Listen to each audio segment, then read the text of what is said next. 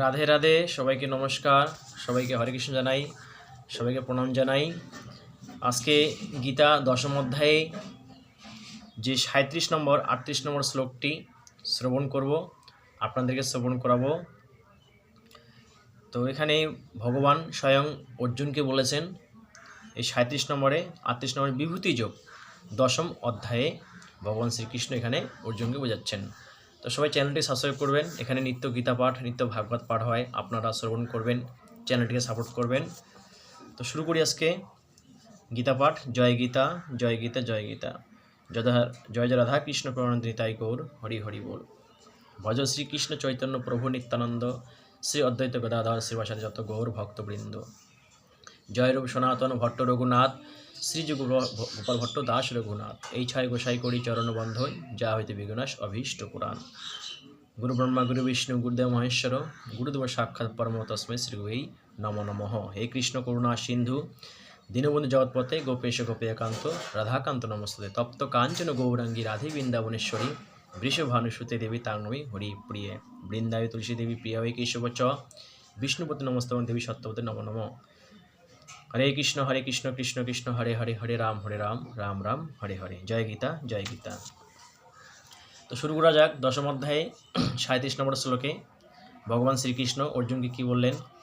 বৃষ্ণীনাং বাসুদেবহস্মি পাণ্ডবানাং ধনঞ্জয়, মুনি নাম প্রহং ব্যাস কবি নাম মুশুনা কবি। অর্থ, বৃষ্ণি বংশীদের মধ্যে আমি বাসুদেব, মানে ইয়াদবংশের মধ্যে যে ইয়াদবংশ, যে বিষ্ণু বংশীদের মধ্যে আমি ভগবান কৃষ্ণ, আমি বাসুদেব। আর পাণ্ডবগণের মধ্যে আমি ধনঞ্জয়, মানে অর্জুন। তো যারা আবার বলছে মুনিগণের মধ্যে বেদব্যাস, মানে যিনি এই গীতাকে রচনা করেছেন, বেদব্যাস। এবং কবিদের মধ্যে গুরু শুক্রাচার্য আমি, মানে বিষ্ণু বংশ স্বয়ং ভগবান কৃষ্ণ। আর পাণ্ডবদের মধ্যে আমি ধনঞ্জয়। আর সমস্ত মুনিগণের মধ্যে আমি বেদব্যাস। আর কবিগণের মধ্যে আমি গুরু শুক্রাচার্য, যেই গুরু শুক্রাচার্য হচ্ছে অসুরদের গুরু। এই হচ্ছে 37 নম্বর শ্লোকে ভগবান শ্রীকৃষ্ণ অর্জুনকে বললেন। এরপরে বললেন 38 নম্বর শ্লোকে,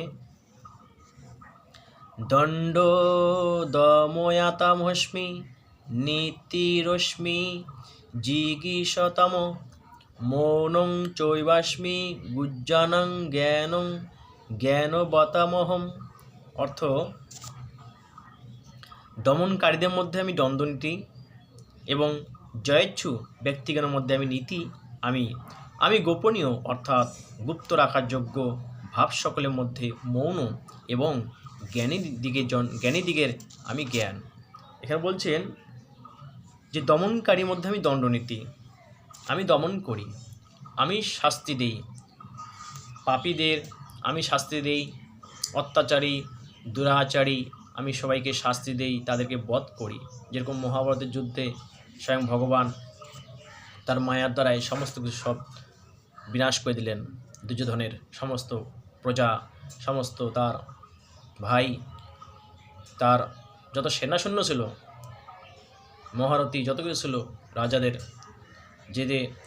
যে সাপোর্ট করেছিল দুর্যোধনকে, দুরাচারের দিকে, তো ভগবান কী করলেন? সেই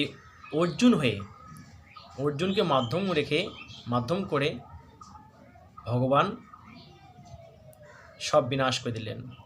তাহলে এখানে বলছেন, আগের শ্লোকে বললেন যে আমি পাণ্ডবগণের মধ্যে আমি ধনঞ্জয়, আমি অর্জুন। তার মানে দেখা গেল যে ধর্মের দিকে অধর্মের যে সাথে লড়াই করবে, যে ধর্মের সাথে যুক্ত থাকবে আর অধর্মের সাথে লড়াই করে সদাসর্বদা, তাহলে সেখানে বোঝা যাবে তিনি স্বয়ং ভগবানের স্বরূপ। ইনি সনাতন ধর্মকে রক্ষা করতেছেন, স্বয়ং ভগবান ধর্মকে রক্ষা করেন। ভগবান গীতায় বলছেন, যদা যদা হি ধর্মস্য গ্লানি ভবতি ভারত অভ্যুত্তম ধর্মস্বত্মং সৃজমহম পরিত্রাণে সাধন বিনাশায় ধর্ম সঙ্গে সমুদায় সমভাবী যুগে যুগে। তো ভগবান এই কলিযুগে নিজে না আসলেও, এই কলিযুগে হয়তো কত অত্যাচার, দুরাচারী, কত অশান্তি সৃষ্টি, কত শৃঙ্খল কত সৃষ্টি হচ্ছে। তো স্বয়ং ভগবান হয়তো আসতে পারতেছেন না, তার জন্য দেখা যাচ্ছে কোনো কোনো জায়গায় স্বয়ং ভগবানের স্বরূপ বোঝা যাচ্ছে, যে অধর্মের সাথে লড়াই করতেছেন অনেকে, কত সাধুগুরু বৈষ্ণবরা প্রচার করতেছেন হরিনামে। তো এরাই তো সব স্বয়ং ভগবানেরই স্বরূপ। আরও বললেন যে জয়েচ্ছু, যারা জয়লাভ করে, যারা ধর্মকে জয়লাভ করে, যারা সত্যকে জয়লাভ করে, সৎকর্ম করে, সেই তাদের আচার ব্যবহার হচ্ছে আমি নীতি, তাদের মধ্যে আমি নীতিস্বরূপ, আমি গোপনীয়, আমি গোপনে থাকি, অর্থাৎ অব্যক্ত হয়ে থাকি, মানে হৃদয়ে অব্যক্ত স্বরূপ হয়ে থাকে ভগবান সূক্ষ্মরূপে। ভগবান পরমাত্মরূপে সকলের হৃদয়ে বাস করেন।